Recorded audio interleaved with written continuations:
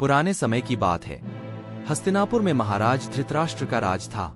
उनके 100 पुत्र थे जो कौरव कहलाते थे। कौरवों में दुर्योधन सबसे बड़े थे।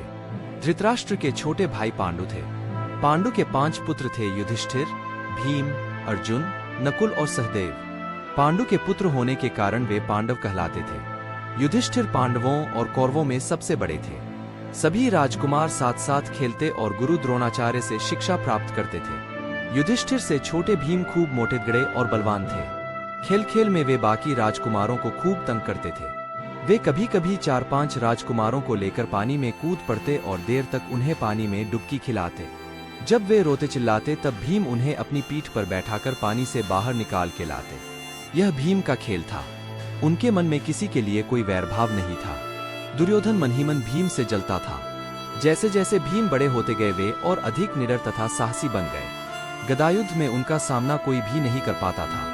कहते हैं कि भीम में 10,000 हाथियों का बल था। एक बार दुर्योधन की ईर्ष्या और वैर के कारण पांडवों को अपनी माता कुंती के साथ जंगलों में रहना पड़ा। घूमते घूमते वे लोग एक गांव में पहुंचे और एक ब्राह्मण घर ठहर गए। उस गांव के पास एक राक्षस रहता था। गांव के लोगों को प्रतिदिन एक गाड़ी में भरकर बहुत सारा खाना राक्षस तक पहुंचाना पड़ता था। राक्षस गाड़ी में भरे खाने के साथ साथ बैलों को और गाड़ीवान को भी मारकर खा जाता था। गांव वाले राक्षस से बहुत दुखी हो चुके थे। एक दिन उस ब्राह्मण के पुत्र की बारी गाड़ी लेकर राक्षस के पास जाने की आई। रात भर ब्राह्मण और ब्राह्मणी रोते रहे। पूछने पर उन्होंने बताया, आज हमारा पुत्र राक्षस की भेंट चढ़ जाएगा। वह राक्षस मारकर हमारे बेटे को खा जाएगा। हम क्या करें? माता कुंती ने उन्हें सांत्वना देते हुए कहा, आप डरिए मत। मेरा पुत्र भीम बहुत वीर और साहसी है।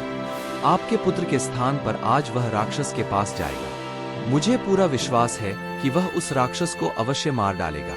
बैलगाड़ी में मिठाई, फल, अनाज और तरह तरह के खाने का सामान लेकर भीम उस राक्षस के पास पहुंचे। भीम निडर और साहसी तो थे ही। वे बड़े मजे से गाड़ी पर बैठे बैठे फल मिठाई खाने लगे। उन्हें इस तरह खाते देख राक्षस गुस्से से लाल हो गया। वह दहाड़ता हुआ बोला, कौन है तू? भीम, मिठाइयाँ खाते हुए भीम ने कहा। राक्षस का क्रोध और भड़क उठा। वह दांत ओंठ चबाते बोला, वह क्या कर रहा है? इधर आ जा। देखता नहीं मैं खा रहा हूँ, भीम ने शांत भाव से कहा। यह सुनते ही राक्षस गुस्से में भीम पर झपट पड़ा। भीम भी अपनी गदा उठाकर राक्षस पर टूट पड़े। राक्षस बहुत लंबा चढ़ा और ताकतवर था, पर भीम ने अपनी गदा से राक्षस की खूब पिटाई की। भीम ने राक्षस को धरती पर गिरा दिया और मार डाला। गांव वालों ने जब सामान से भरी गाड़ी पर भीम को सही सलामत आते देखा तो वे खुशी से नाच उठे। राक्षस के मारे जाने का समाचार सुनकर सब भीम की जय जयकार करने लगे। माता कुंती ने आगे बढ़कर भीम को गले से लगा लिया। उन्हें अपने पुत्र पर गर्व हो रहा था।